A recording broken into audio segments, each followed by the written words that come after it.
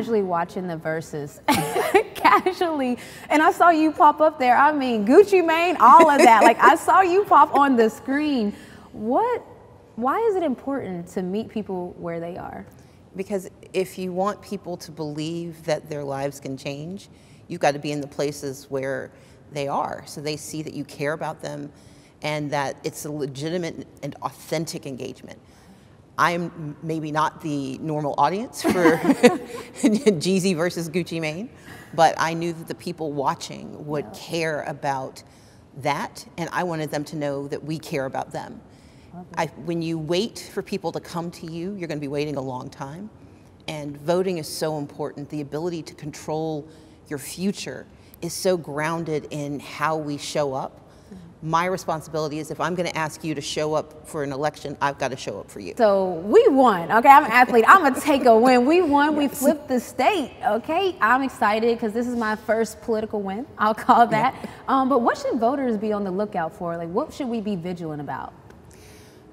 Number one, we need to celebrate this victory. Yes. Winning matters. It reminds us that more is possible, but it's also a call to action. Because just because you win once doesn't mean you give up. You got to keep going. And what I want people to remember is that we've only gotten part of the job done. For progress to come, for us to get COVID relief, for us to get access to jobs, access to justice, for us to see the change we were voting for, we've got to make certain we've got a whole team. And so this election is about sending those last two members of the team to Washington, D.C. And so we need to be vigilant about, one, misinformation. You have the right to vote. If you are registered in the state of Georgia, you have the right to participate, you have the right to vote. Two, the election was not rigged. What we did was mitigate voter suppression. We made it easier for people who were eligible to vote to actually participate. That's called progress, and that's the only thing we should call it. But number three, we need people to know this is a short runway, that by January 5th, that is last call. And so if you haven't shown up, if you haven't put your voice in there, then people are going to assume that you don't want the changes that we're talking about, that you don't want COVID relief dollars to come to Georgia, that you don't want to see racial justice actually get an audience and get, legislation done. We need to know that it takes all of us to participate in this system, and we have to be vigilant about ignoring those telling us to be quiet, and we've got to be vigilant about knowing our voices, our power, as you put it, our power is real and our power must be heard. Ooh, wait a minute. Okay. Okay, so I mean, we're talking about power, we're talking about using that power. For someone that wants to get involved, where should they go? What should they do if they want to be a part of this? Because, I mean, when people see you winning, people want to win too. So what should they do? Look, winning is contagious. Yes, sir. It feels good. And having grown up in the South, like you, I'm not used to this feeling. So I want to keep it going. And that means we need people to help. There are a lot of voters who don't know their own power, who don't understand how the process works. They may know they want to vote for one of the candidates. They may not know there are two candidates on the ballot for Senate, and we have someone running for Public Service Commission, which is about whether or not you pay high bills for your utilities. Come on now. And so we need folks to volunteer to let people know what's at stake. Civics for the Culture, the campaign we created, is designed to bring in those people who didn't necessarily think it was for them, but it's for all of us. And if they go to fairfight.com, they can sign up, or they can go to helpwingeorgia.com and they get all the information they need to help us get this done. Listen, that's a fact, okay? Because I didn't necessarily feel like politics was for me until I realized politics is for me. So what is it, Fair Fight? Fairfight.com or helpwingeorgia.com. But I'll say this. I've heard people tell me I'm not into politics, but I want to remind them you may not be into politics, but politics is into you. Hello, thank you. It decides whether you make a minimum wage. It decides whether you get a stimulus check. It decides whether you get charged with a misdemeanor or a felony. It decides whether your parents get the kind of retirement they've earned. Politics sees us, even if we don't want to be seen. And the reality is, if it wasn't so important, they wouldn't be working so hard to stop us. Suppress it, come on now. Okay, so we talked about protecting your power. We talked about how you can get involved. If you could give a gift for a better future, what would that be? It would be the end of voter suppression. I've been focused on voting rights since I was 17. I was a freshman at Spelman College, lonely freshman sitting on the Manley Plaza with a table. Nobody paid attention to me. I was a freshman in college. I was 17. I set up a table at Manley Plaza where all the students from the Atlanta University Center would come together, and nobody came to my table. But I knew that the right to vote was so important. At the time, though, I was working on the right to expand voting. I wanted more people, especially young people, to understand that their votes could change things. I lived on the campus, but instead of having grocery stores outside, we had liquor stores. And I understood that if we spent time at City Hall, we could stop the zoning laws that changed who got to come into our neighborhoods. But it was hard to get people to pay attention. I grew up with parents who were involved in the civil rights movement as teenagers, and my dad was arrested when he was 14, trying to get the right to vote for people who were older than him. But he understood, even at the age of 14, that the power to choose your future is fundamental and it is profound. And so I've always believed in the right to vote, but it wasn't until 2013 when they gutted the Voting Rights Act. They essentially said racism was over and that everyone had the right to vote and we didn't need protection. And when that happened, the floodgates opened, and so many people who wanted to hold on to their power but didn't care about the folks that they served did everything they could to restrict who had access, especially here in Georgia. What I want people to understand is that the right to vote is how we shape the future. In a democracy, it is the only way we tell our leaders what we want, and more importantly, it's how we pick who those leaders are. I don't want to concede to anyone my power. I don't want to give anyone the authority to tell me who I'm going to be and the world I'm going to live in if I don't get to have a voice in it. And that's what we're talking about. When we participate in this election, when we vote for 2 U.S. senators, what we are saying out loud is that we want a better future. We want a future where people see us, where they hear us, and where they believe we are entitled to the same desires and the same opportunities as anyone else. That's the gift I want people to have. The gift of knowing the profound nature of their voice is not going to be mitigated, is not going to be harmed, is not going to be suppressed. If we can end voter suppression and people can participate, we'll get the world we deserve. Your gift would be end voter suppression. My gift would be people to protect their power. We can all actually do a little bit of that coming up right now, starting December 14th. We can all kind of give that gift to each other. Voting isn't magic. We can't change the world by picking one person or voting in one election. Voting is a process.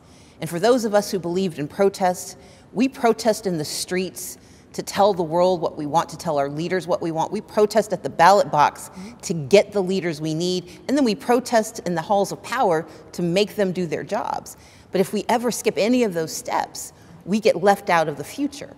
And so, yeah, I think when we put together the right to vote and the power of the vote, we create the future we want, and that's really what this election is about. We're talking about protecting your power and ending voter suppression, but again, we have a say in that. There's a lot of holidays. We talked about it coming up, so why is it important to make a plan? So we need people to make a plan to vote because it is going to slip your mind. When you start thinking about your grocery list for Christmas dinner, when you've got to come up with all those gifts for Kwanzaa, when you are planning your party, virtual and remote though it may be, for New Year's, we don't want you to forget that you have an opportunity to change the future. And so we need you to make a plan to vote and to know what that looks like. If you go to peachvote.com, you can get all the information because there are 3 ways to vote in Georgia. Number 1, you can vote by mail. And voting by mail works. If you want to request your absentee ballot, go to peachvote.com and request that ballot. The closer we get to the election, though, you need to plan on maybe not voting by mail. So if you've requested your ballot, make sure you fill it out, make sure you turn it in, and in almost every single county in Georgia, you can take it to a drop box. So if you go to peachvote.com, you can get information about your drop boxes. The second way you can vote is in-person early voting. Georgia actually has pretty good rules about this. We get 3 weeks of in-person early voting. That means that you can go to any of the voting locations in your county and cast your ballot in person. You can do it safely, you can be socially distanced, and you've got 3 weeks to get it done. So if you go to peachvote.com, you can find out where you can vote. And then, of course, number 3 is last call. Last call. That is January 5th. but we know in Georgia, January 5th can either be 87 degrees or we could be in a blizzard. And so I urge us all to make a plan to vote early. Because we don't want to wait till the last minute. We don't know what's going to happen on January 5th, but we can control everything in between.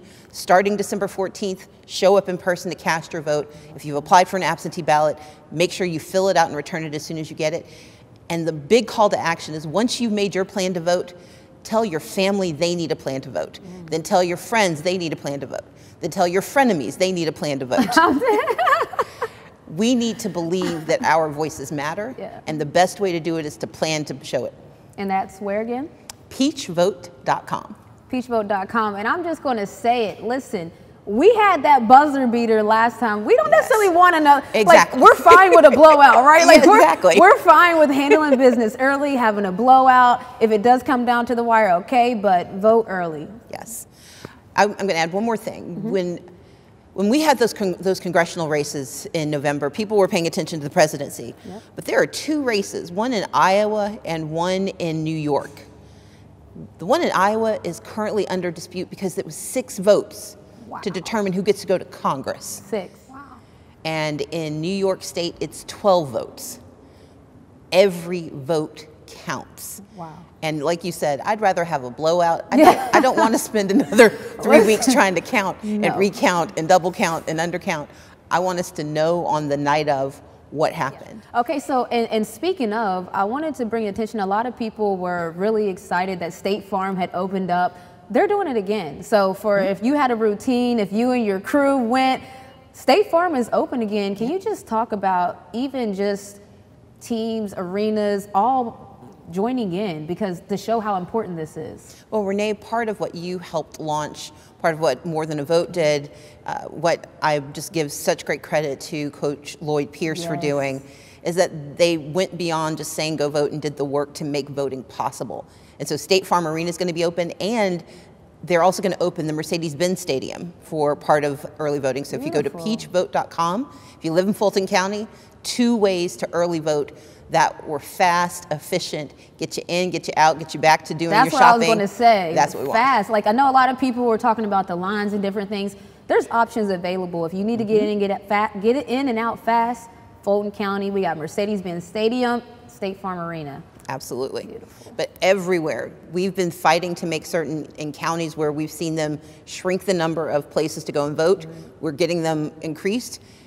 Use your power, use your right to vote, get it done, make a plan, go to peachvote.com. Peachvote.com. Can't help but notice this beautiful mural behind us. I mean, it's very inclusive, but it looks like there's different artists. I believe there was 4 different artists that created this together. Can you just talk about, because, you know, I heard a quote, and it was that there is no culture without art. Can you just talk about bringing art into CFC? So Civics for the Culture is about meeting people where they are. We are so excited to have you as a part of this conversation because you bring not only athletics, you bring a capacity for athletics being met with activism. The same thing is true for these artists. They took their personal perspectives on what it means to be heard, what it means to be denied a voice, and this extraordinary piece that they've put together really shows the weaving together of multiple cultures with a single common belief, which is that the vote to fight is how we get things done. And we need to understand that no matter where you begin, no matter what you call at your culture, when we bring it together, that's how we make the world what we see. I love that. And there's little murals around here too that people might spot them out. They're going to be put in different areas of Georgia. So if you see one, take a photo, show us, because I mean, this is beautiful. Well, look, you have an amazing Instagram presence. I'm there. You're there all right. No, you got one. I'm there. But I can only imagine what it would look like to have all of these images captured by Georgians who are making their plans to vote, but also just sharing this incredible art and the imagery of what it means to be connected by the fact that each of us knows that if we cast our ballot, we create the future. We protect our power when we cast a ballot. This artwork is a story. You know, I see storytelling throughout this artwork. So again, if you see this artwork throughout Georgia, take a photo, socially responsible though, not while you're driving, I don't want any problems, but take a photo, appreciate the art, because again, art is culture. Absolutely. And feel free to tag Renee, tag me, tag Fair Fight. And how they tag you? At Renee Montgomery on all social platforms. And I'm chatty, so tag me, talk to me, I talk back, because this is important. And I love the inclusiveness. I see Latinx up there because again, culture is not just one thing. Exactly. And you can tag me at Stacey Abrams or at Fair Fight.